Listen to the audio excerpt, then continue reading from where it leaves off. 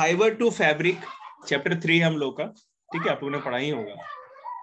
तो इसमें जो मेन टॉपिक्स है, कल इसका नोट्स भी लिखना है, भी होमवर्क सुन लीजिए, ठीक है बेटा। फाइबर टू फैब्रिक में नोट्स कैसे लिखेंगे समझ में आता है आप लोग को? हाँ, जो ब्रॉड लाइन है उसके नोट्स लिखना। हमें पूरा लखवीर सिंह है ना यहाँ रखना है, बिल्कुल। ये नोट्स मतलब कि 2 पेज 2.5 पेज में हो जाते हैं, ठीक है।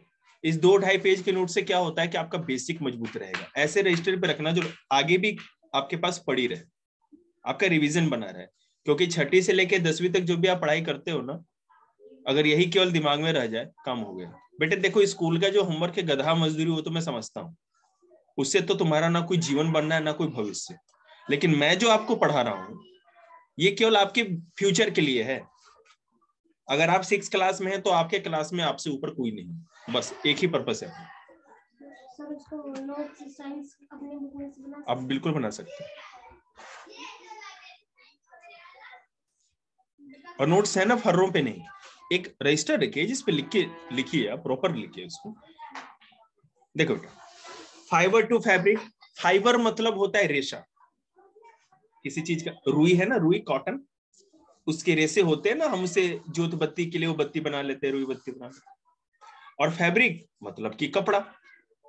साइंस के टर्म में रेशे को हम लोग कहते हैं फाइबर, और कपड़े को, क्लोथ को कहते हैं फैब्रिक। प्लास्टिक नो, ये कुर्सी है। वहां पे कौन बैठा है? कौन? आसी? कोई बात नहीं, छोटे किसी बैठ गई।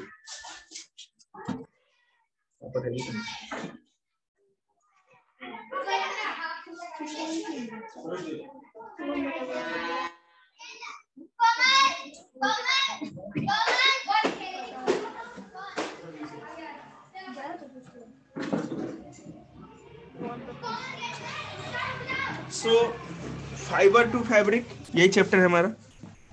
और वेरी थिन, बिल्कुल नहीं बेटा, प्लास्टिक क्यों होगा? आप कॉटन का टी शर्ट पहनते हो, प्लास्टिक थोड़ी हो जाएगा उसके अंदर। आराम से घूम जा, बस इतना भी मत घूम कि मैं घूम जाऊं, बस। कौन सा प्लास्टिक? कॉटन की जुराब। और किसने कह दिया वो कॉटन की जुराब है? मिक्स होता है ना। आप जो भी कॉटन के नाम पे पहनते हो, ठीक है, उसमें क्या होता है, मिक्स होते हैं। क्लोथ और मिक्स होती है, सिंथेटिक मटेरियल भी मिक्स होता है। प्योर मैं सुन तो लो मेरी बात, मैं बता रहा हूँ। कॉटन का मतलब पता है बेटे क्या हो गया? अगर आपने उसको धो दिया तो बिना प्रेस किए ना बिल्कुल एकदम सिमटा हुआ लगेगा आपको, समझ रहे हैं? अरे किसी बच्चे से खाली करा ले। सुने,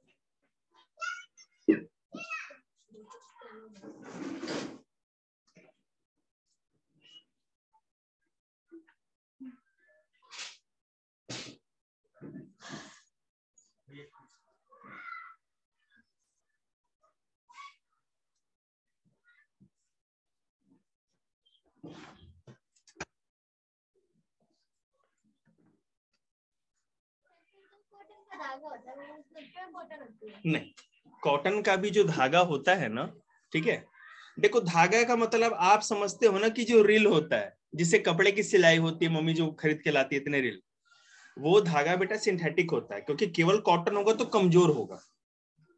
कॉटन कमजोर फाइबर होता है। कॉटन की खासियत ये होती है कि सॉफ्ट होता है, हमारी स्किन के लिए अच्छा होता है, और ये ब्रीदेबल होता है, मतलब कि आपके स्वेट को क्या कहते हैं, अच्छी तरह सोख सकता है, एब्जॉर्ब कर सकता है। कॉटन इसलिए पहनते हैं। पजामा कुर्ता पहनते हुए देखा होगा दादाजी को, या कोई भी जो बड़े लोग होते हैं, तो बिल्कुल कॉटन का जो अगर मैंने कुर्ता होगा ना, उस टाइप का कपड़ा, अगर प्रेस नहीं किया जाए तो पहन ही नहीं सकते, जैसे लगेगा ना कि सिमटा हुआ है, मुट्ठी में बंद है, इस तरह से कपड़ा लगेगा आपको। प्रेस करना पड़ता है। लेकिन आप जो भी कॉटन का टी शर्ट पहनते हो कि ये कॉटन का है, साफ करो, एक बार झड़का के सूख गया, सीधे पहन लो, आपको प्रेस करना पड़ता है, प्रेस की जरूरत ही नहीं पड़ेगी। तो आप जो कॉटन समझते हैं वो सिंथेटिक होता है, मतलब उसके अंदर और चीजें मिक्स की जाती है, जिसके चलते वो है ना घुड़चन नहीं हो उसके अंदर। सारा आपका डाउट्स क्लियर हो जाएगा, डोंट वरी, ये चैप्टर इसीलिए पढ़ा है। क्योंकि सर हमारे घर पे जुराबें बनती है ना, उसमें कॉटन का धागा लगाते हैं, अगर हम उसको जलाते हैं ना, भैया कह रहे थे जब हम पे काम करते हैं कि ना एक जुराब में प्लास्टिक होती है। हाँ तो वो तो प्लास्टिक होगा ना, वो कॉटन तो कहने का है ना। A very thin thread-like strand from which cloth is made is called fiber. आप कपड़े को ध्यान से देखोगे, ये देखो, ये जितने भी कपड़े देख रहे लग रहा है कि धागे से बुना हुआ है। ये तो जैसे उलन है, या आप कोई टी शर्ट पहनते हो, कोई शर्ट पहनते हो, तो लगता है ना कि उसमें धागे की तरह बुनाई की गई है। एक एक धागा आप ध्यान से देख सकते हो। साड़ी हो गया या सलवार सूट जो लेडीज लोग पहनती है, कोई भी चीज, फ्रॉक हो गया, बॉयज के पैंट हो गए, शर्ट हो गए, जो भी है, टी शर्ट है, सब में आपको धागे के जैसा वो दिखेगा। तो ये जो धागा है वो सारे के सारे थ्रेड लाइक जो भी होते हैं उनको फाइबर कहते हैं। ठीक है, होता क्या है, फाइबर इज कॉल्ड तंतु और रेशा इन हिंदी, इसको तंतु या रेशा कहते हैं हिंदी में फाइबर को। वेराइटी ऑफ फाइबर्स, देखो बेटे, अभी 6 क्लास में, और ये सेम चैप्टर क्लास 7 में पढ़ाया है, 4 तरह के फाइबर्स होते हैं। There are 4 types of fibres. Okay, पहला है कॉटन फाइबर, जो कि सूती कपड़ा होता है, सूती का जो कॉटन होता है। उलन, ऊन का, जो कि आपको पता है एनिमल से मिलता है हम लोगों को। सिल्क फाइबर, जो सिल्क वॉर्म से मिलता है। और सिंथेटिक फाइबर, जो कि केमिकल से बनाए जाते हैं, जिसमें जो ना तो प्लांट से मिलता है ना एनिमल से मिलता है, जिसको हम लोग फैक्ट्रियों में बाई केमिकल प्रोसेस के द्वारा बनाते हैं, उसको कहते हैं सिंथेटिक फाइबर या मैनमेड फाइबर। समझ मेरी बात आप लोग को? कौन कौन से 4 हो गए जतिन, बताना जरा। सिंथेटिक फाइबर और उलन, सिल्क, और फिर से बोलो, चारों का नाम बताओ।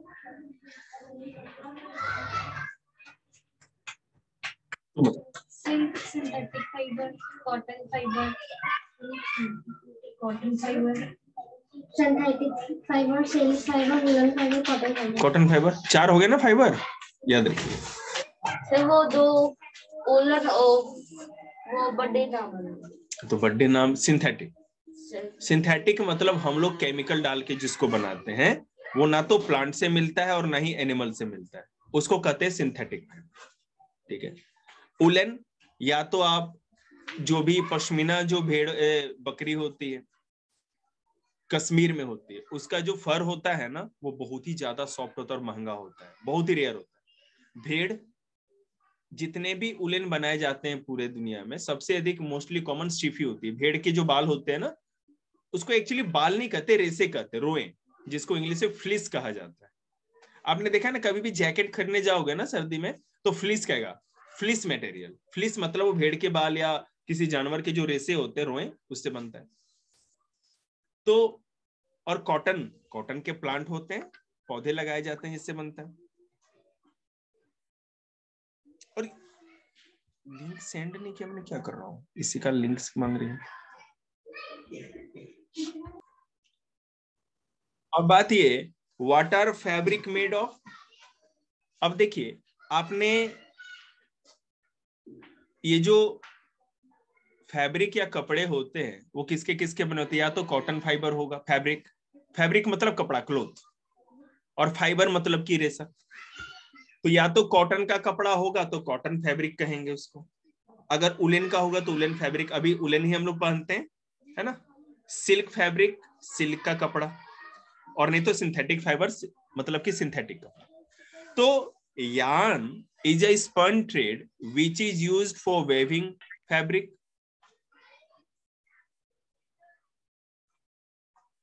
कॉटन का धागा बनता है, जितने भी कपड़े बुने जाते हैं ना, वो धागों से बुनाई होती है, याद रखेंगे, समझ रहे हैं बात आप।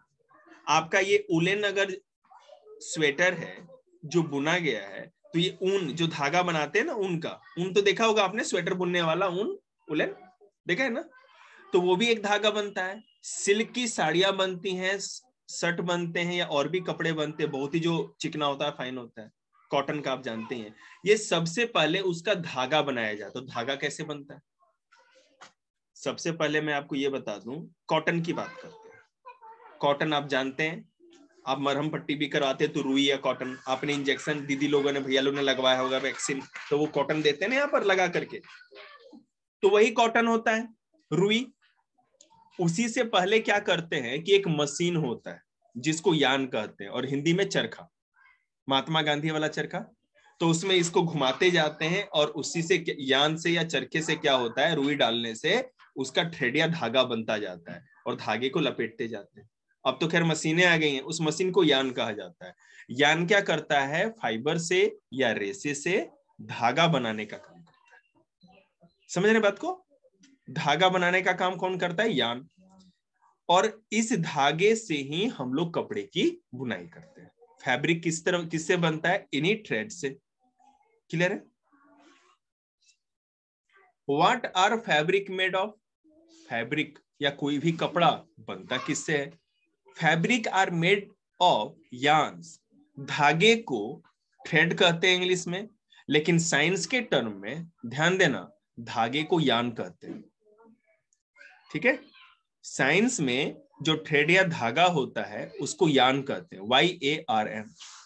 Fabric are made of yarns which are in turn made from fibre. और ये धागा किससे बनता है? रेशो से या फाइबर से बनता है। यार्न फाइबर से बनता है, और यार्न के नाम पे ही जिस मशीन से धागे बनाए जाते हैं उसको यार्न कहते हैं। आप किसी भी कपड़े का टुकड़ा लोगे, जैसे है ना, हम लोग पूजा पाठ के लिए कोई कपड़ा लेके आते हैं या कोई टुकड़ा कपड़े का, तो जब काटते हैं देखते हैं ना, साइड से धागा निकल के आ जाता है ना, धागा निकल के आ जाता है। क्यों? तो उसी से हम पता कर सकते हैं, यहाँ पर भी इस पिक्चर में भी है कि यार्न या थ्रेड आपको एक एक अगर खींचते जाओगे तो कपड़े में इस तरह से निकलता चला जाएगा। ठीक है? टुकड़े साइड से अगर कट कर। A fabric is made up of yarn और थ्रेड वोवन टुगेदर। इन धागों को एक साथ बुन करके, एक के ऊपर आगे पीछे इस तरह करके बुनते जाते हैं ना, लेकिन वो मशीनें होती हैं जिनसे बुनाई होती है। और घर में दीदी या मम्मी लोग क्या करते हैं, स्वेटर बुन देती है, वो जो दो कांटे होते हैं ना उससे। मेरी सिस्टर तो बहुत एक्सपर्ट थी। स्वेटर बुनना बहुत ही टेढ़ा काम है, मतलब ऐसा नहीं है कि आपने सुबह स्टार्ट किया शाम तक स्वेटर बुन लिया, महीनों लग जाते हैं। अगर थोड़ा बहुत बुने तो, नहीं तो 15-20 दिन में भी अगर बना दे तो बहुत बड़ी बात है। दादी बनाती है, पता है ना, टाइम लगता है उसमें, और बहुत ही महीन का मैंने मेहनत का काम है। तो लेकिन अब उसकी जरूरत नहीं पड़ती। अब जो स्वेटर भी बनाए जाते हैं, जो भी चीज बनता है वो कैसे होता है, अब तो सब कुछ मशीनों से हो जाता है। आप लोग को समझ में आ रहा है? ये सब कुछ मैंने करा रखा है आप लोग के लिए, फिर से पूरा साइंस रिपीट कर रहा हूं। शुभम, शुभम जरा ही टोकिए बेटा उन सबों को, बाहर सड़क पे बोला सर मना कर रहे हैं, जहां से आगे चले जाओ।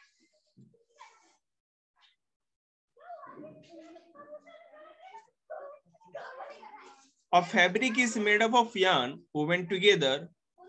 Yarn are made of fibers. ये क्लियर हो गया?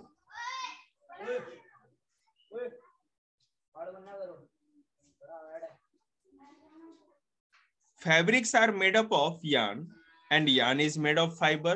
Fibers make yarn and the yarn makes fiber. से वही बात कही जा रही है। रेशों से धागा बनता है, फाइबर से यार्न बनता है, और धागे से कपड़े बुने जाते हैं, मतलब यार्न से फैब्रिक बनता है। सिंपल है ना? अब फाइबर के ऊपर बात करते हैं। अगर मैं कहूं कि मम्मी गाजर पाक बनाएगी, तो भैया पहले गाजर के बारे में तो जान ले कि गाजर चीज क्या होती है, कहां से आता है, कैसे आता है। अब मम्मी गाजर पाक बनाएगी, पता चला घर में गाजर ही नहीं है, मम्मी ने सारा इंतजाम कर दिया, तो अब क्या खाएंगे? अब तो बच्चे थाली ही बजाएंगे, गाजर तो है ही नहीं घर में। तो पहले गाजर के ऊपर आते हैं, मतलब फाइबर के ऊपर। सबसे पहले हम ये बता दें आपको, fibres are very thin thread like strands from which fibre is made. Fabric is made. जो ये फाइबर होता है वो रेशे होते हैं, वो लंबे लंबे रेशे होते हैं ना, लंबे लंबे।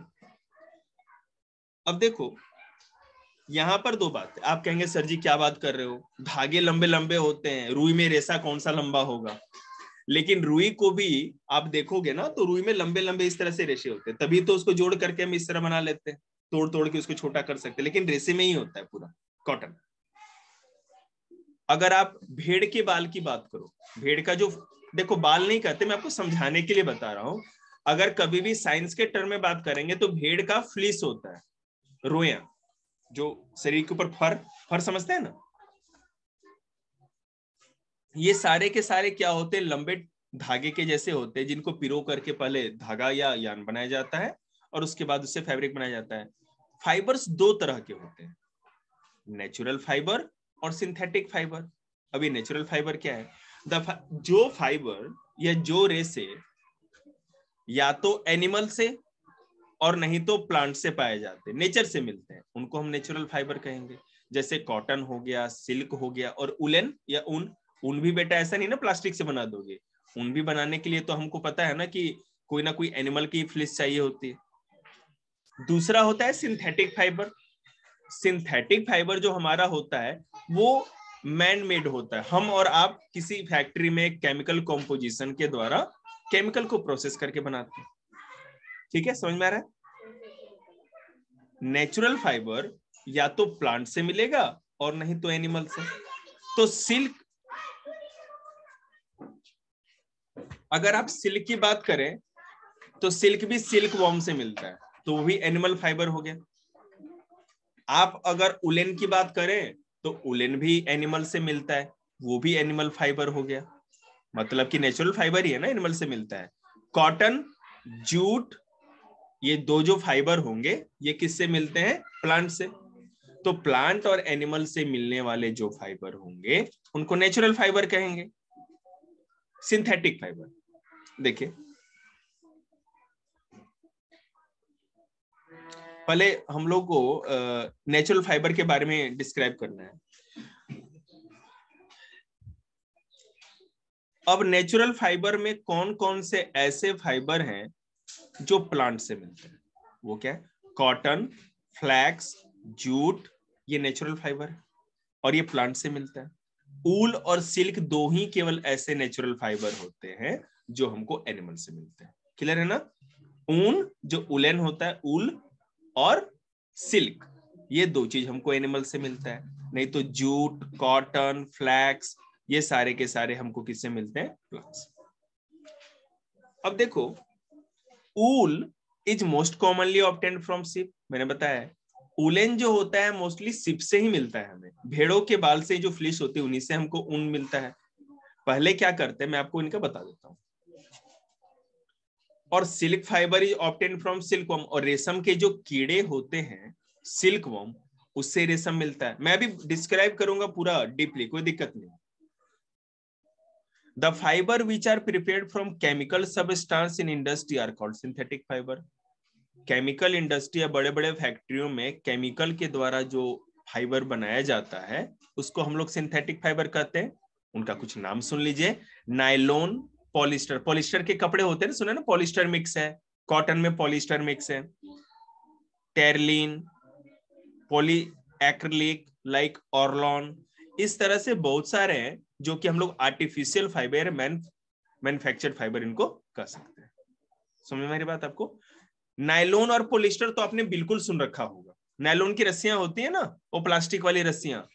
नायलॉन बेटे बहुत ज्यादा मजबूत होती है। आपने डिस्कवरी देखा है, बेयर ग्रिल्स है जो पहाड़ों पे चढ़ते हैं, इतनी पतली पतली रस्सियां होती है, बिल्कुल पतली पतली, मेरी उंगली से भी पतली, और उस पे है ना पूरे के पूरे क्या कहते हैं 10-10 आदमी को लटका देंगे, कोई दिक्कत नहीं, इतनी मजबूत होती है और इतनी हल्की।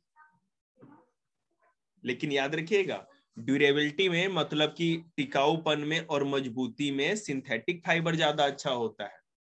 कॉटन का कपड़ा अगर आप खरीदोगे ना तो एक सीजन से दूसरे सीजन नहीं पहन पाओगे, क्योंकि वो फट जाएगा, कमजोर होता है।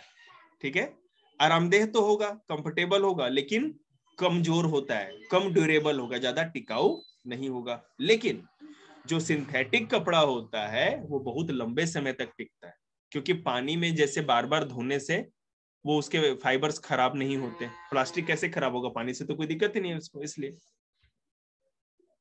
we can distinguish between the cotton, wool, silk and synthetic fiber by performing the burning test। ठीक है, देखो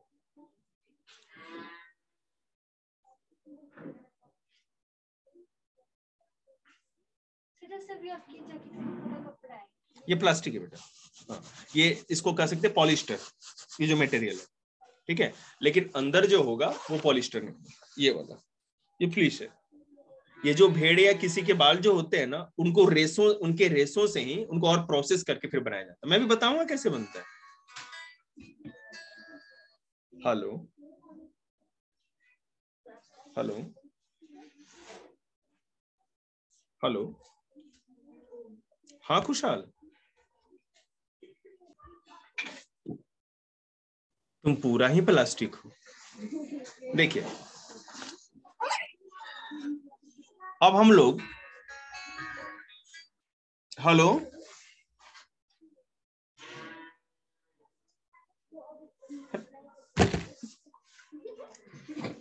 हम लोग बर्निंग टेस्ट कर सकते हैं। अब जैसे मान लो मैं एक आपको कपड़े का टुकड़ा दूं, ठीक है, आपको बताना है कि वो प्लांट से या एनिमल से मिला है, मतलब कि नेचुरल फाइबर है या प्लांट फाइबर, सॉरी या सिंथेटिक फाइबर। आप बर्निंग टेस्ट कर सकते हो। जैसे ही आप उसको जलाओगे ना, तो जो उसके जलने से स्मेल निकलेगी वो कागज के जलने के स्मेल की तरह होगी। अगर देख ले, if the piece of fabric burns vigorously giving a smell of burning paper then it is cotton fabric. मैं अलग अलग का बता रहा हूं। अगर कॉटन का बना हुआ कपड़ा होगा तो जलने के बाद जो स्मेल आएगी उस कपड़े से, वो पेपर के जलने की तरह, जिस तरह स्मेल होती है ना, उस तरह से आएगी। ध्यान देना, बड़ा इंपॉर्टेंट है और बड़े मजेदार भी। अगर मान लीजिए कि जैसे कोई बाल होता है ना, हमारे जो हेयर होते हैं, इसके बारे में भी एक कॉन्सेप्ट बताएंगे बहुत अच्छा। तो जो हेयर होता है उसको अगर जल जाए, कभी किसी के बाल जल जाए, मतलब आप अपना मत जला लेना कि मैंने जैसे कटते हैं ना, वो तो मैंने कहीं भी और जैसे है ना, आप लोग दुकान में जैसे आते हैं ना बाल कट के, तो उसको अगर जलाते हैं हम लोग, तो जो उसका स्मेल होगा ना, उलेन के जलने से स्मेल वैसी होगी। जैसे हमारा पपलू है, ये पपलू, तो अगर मतलब उलेन, इस कपड़े को अगर जलाएं, ये ऊल है, प्योर ऊल है। अगर अगर प्योर ऊल है तो इसके जलने पे स्मेल कैसे आनी चाहिए, जलते हुए बाल की तरह। बाल के जलने पे जो स्मेल आती है वैसी स्मेल इससे आनी चाहिए। अगर ऐसा आएगा तो प्योर उलेन। अगर कॉटन का, आप कहते हैं ना कॉटन है कॉटन है, आप उस छोटे से कपड़े को जला के देखो, तो अगर आपको पेपर के जलने जैसे अगर उसमें से स्मेल आ रही है, इट मीन्स वो है फिर, ठीक है, कॉटन का कपड़ा है। तीसरा, if the piece of fabric burns giving the smell of charred meat then it is a silk fabric। Meat की तरह अगर उसमें से खुशबू है अच्छी, तो समझ लीजिए बदबू। हाँ हेलो बेटे, क्लास तो ले ही रहे हैं। अच्छा सॉरी, मैं लिंक नहीं भेजा क्या? अच्छा रुक जरूर, बुढ़िया को भेज दिया। क्या कर रहे हैं? चलो, यहाँ बेटे मजा तभी है ना जब आप पढ़ना चाहते हैं। अगर पढ़ना नहीं चाहते तो मजा ही नहीं आएगा। देखिए, उसके बाद अगर आपको सिल्क फैब्रिक का टेस्ट करना है कि वो सिल्क का है, तो मीट की खुशबू देखिए या बदबू, जो भी उस हिसाब से आएगी। Silk also does not melt और form beads on burning. Silk जब भी जलेगा तो पिघलेगा नहीं। कोई चीज को जलाते हैं देखते नहीं, प्लास्टिक का तो पिघलने लगता है। तो अगर वो सिल्क है, आप जला रहे हो तो मेल्ट नहीं हो, पिघलते हुए, जैसे प्लास्टिक को पिघलते हुए नहीं, जलाते पिघलते हुए चिपकने लगता है, वैसा नहीं होगा। If the piece of fabric burns slowly, giving the smell of burning plastic, it is a synthetic fiber। कोई भी चीज कपड़े को जला और धीरे धीरे वो जले, ठीक है, ज्यादा उसमें ज्वाला नहीं निकले, फ्लेम नहीं निकले, पहली बात, और वो क्या हो, प्लास्टिक के जैसी बदबू दे, इट मीन्स वो क्या है, सिंथेटिक फाइबर है। समझ में बात आपको?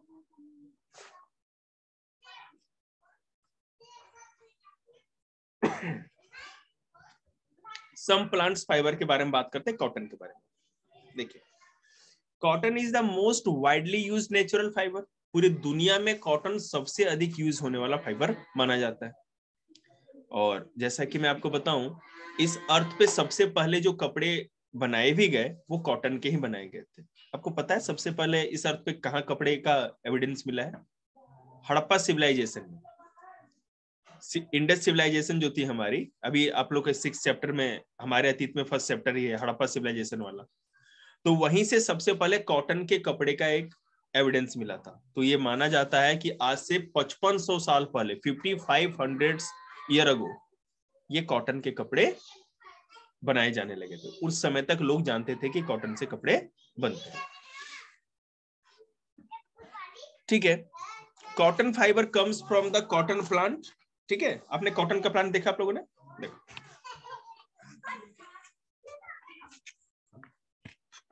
देखा आपको कॉटन का प्लांट? ये जब पूरा फल पक जाता है ना, ये कॉटन का फल पक जाता है तो इसके बॉल्स होते हैं, मतलब कि गोले के जैसा ही पूरा फल होता है। और ये बेटा मैं बता दूं, और उसके बाद क्या होगा कि ये है ना, वो ब्रस्ट कर जाता है, मतलब कि वो जो फल होता है वो फूट जाएगा जब ये पूरा पक जाता है, और कॉटन बाहर आपको सफेद सफेद दिखने लगेंगे। ऐसा होगा तो फिर क्या करते हैं, जो भी फार्मर्स होते हैं इसको प्लग कर लेते हैं, तोड़ लेते हैं सारे फलों को, और इसके वजह से इससे कैसे और कपड़े निकाले, मैंने रुई कैसे साफ की जाती है वो भी हम प्रोसेस बताएंगे। देखो बेटे, ये कॉटन जो होता है वो सबसे अधिक ब्लैक सॉइल या काली मिट्टी में होता है। भारत में सबसे अधिक कॉटन डेक्कन प्लेटो और उसमें भी महाराष्ट्र में सबसे अधिक होता है। हाँ जी, ये तो ये लोग और ये मेरी की बहन करेगी। हाँ ठीक है।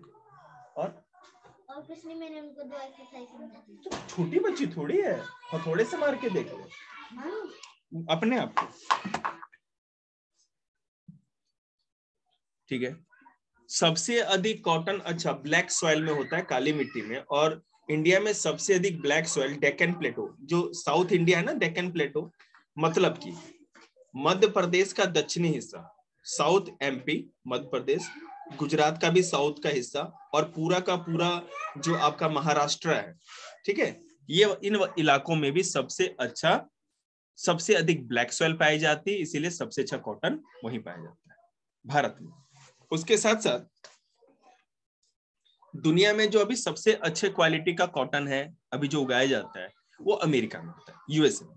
ठीक है, लेकिन भारत भी किसी मामले में कम नहीं है।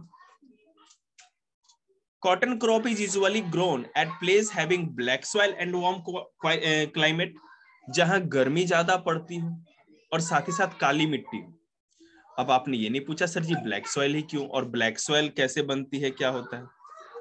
देखो बेटा, ब्लैक सॉइल जो है वो वॉल्केनो के कारण बनती है। आज से करोड़ों साल पहले जो भारत का जो साउथ इंडिया का इलाका है ना, जो ट्रायंगल के जैसे ऐसे वी शेप में निकला हुआ है नीचे वाला, समझ में आ रहा है? ये पूरा डेक्कन प्लेटो या दक्कन का पठार कहा जाता है। यहाँ पे वॉल्केनिक इरप्शन हुआ और लावा के गिरने से, लावा के जम के ठंडा होने से जो पूरी मिट्टी बनी है पूरा पत्थर से, उसी को कहते हैं ब्लैक सॉइल। तो पूरे डेक्कन प्लेटो पे लगभग ब्लैक सॉइल अच्छी खासी पाई जाती है।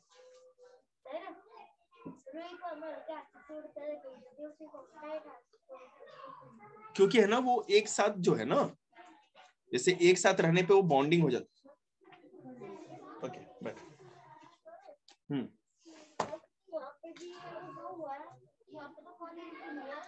हाँ मैं आपको बता रहा हूँ, ये आप और भी मिट्टियों में उगा सकते हो, ये ऐसा नहीं है कि नहीं उग सकता, लेकिन जो सबसे बेस्ट सॉइल इसके लिए मानी जाती है ब्लैक सॉइल मानी जाती है, समझ रहे हैं ना?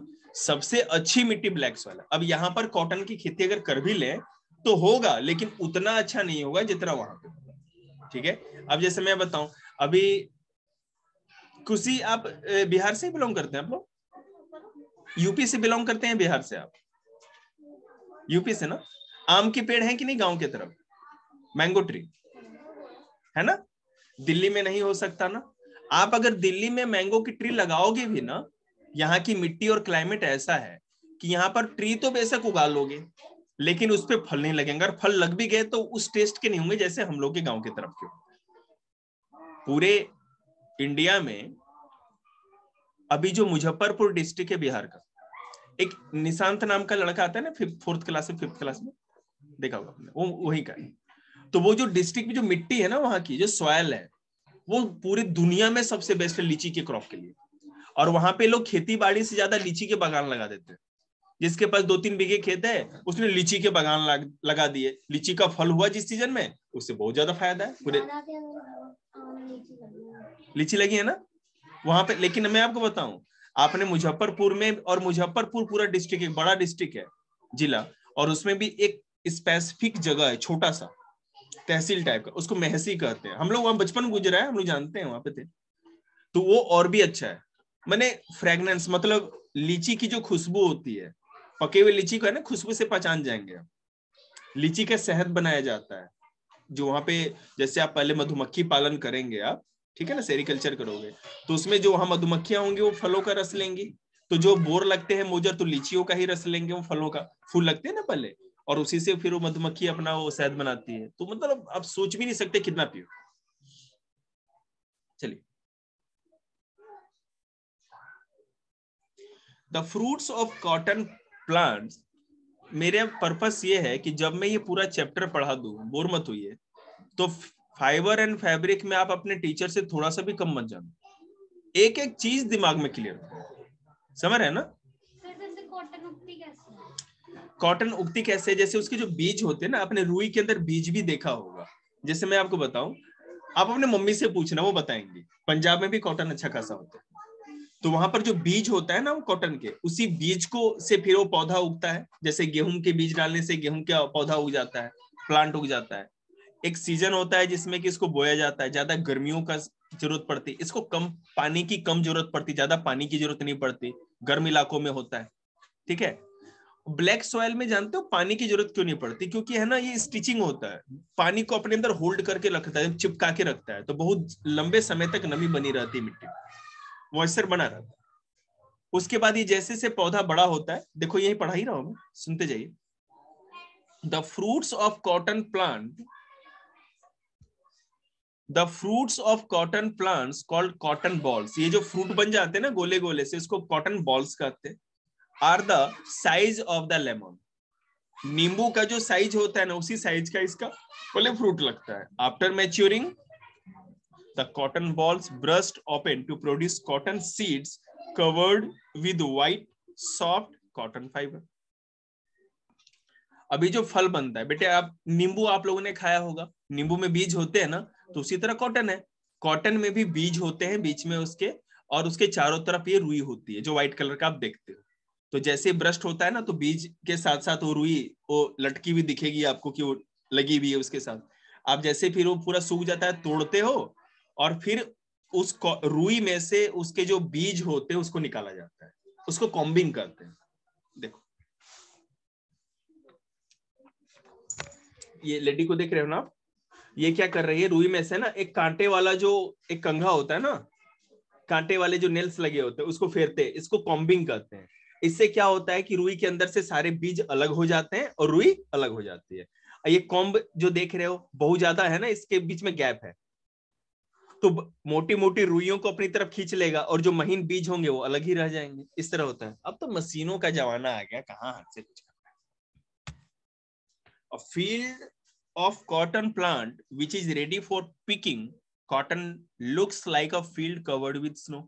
इतना ज्यादा पूरा रुई व्हाइट कलर का हो जाता है, ऐसा लग रहा है चारों तरफ बर्फ से घिरा हुआ पूरा है, बर्फ गिरे हुए पूरे खेतों में, पूरे व्हाइट कलर का हो जाता है।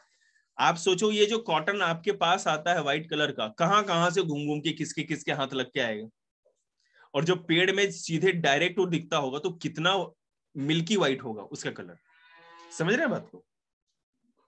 A field of cotton plant, a field of cotton plant which is ready for picking cotton looks like a field covered with snow because all the plants have white cotton fiber at their top. Cotton is picked up from the plant in the fields usually by hand. ये hand से हाथों से तोड़ा जाता है सारे फल उसके। The cotton fibers picked from the field have cotton seeds in them. The cotton fiber are then separated from the seed. The process of separating, ginning कहते हैं, कॉम्बिंग भी कहते हैं, जैसे कॉम तो करते हैं लेकिन उस प्रोसेस को एग्जैक्टली गिनिंग करते हैं। Cotton fibre from the seed is called ginning of cotton. Combing इसलिए कहते हैं क्योंकि लोहे के कॉम्ब से चलाते हैं हम लोग, उसे फेरते हैं, लेकिन एग्जैक्ट नाम गिनिंग है। कॉटन के फाइबर या रेशों में से उसके बीज को अलग करने का जो प्रोसेस होता है उसको हम लोग गिनिंग कहते हैं। क्लियर है? ठीक है। जैसे बेटा मान लो कि जब आप फल तोड़ते हैं कॉटन का जिसमें रुई लगी होती है, तो थैंक यू,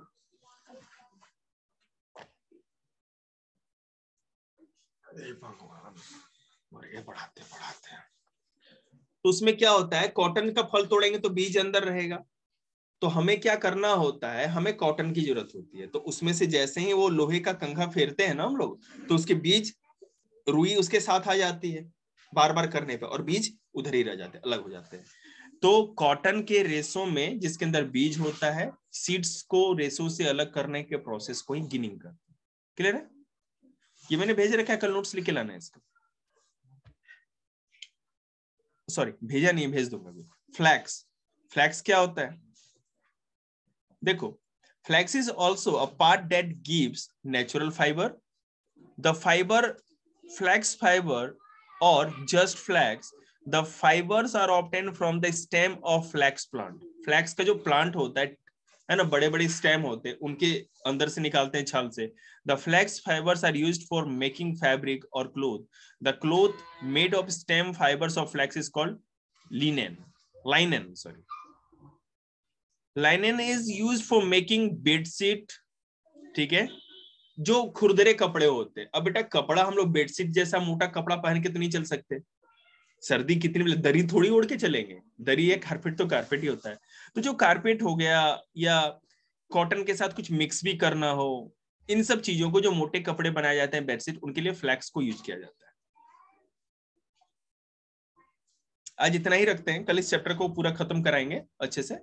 और मैं इस चैप्टर को अभी आपको भेज देता हूं, आपको इसी का नोट्स लिख के लाना है।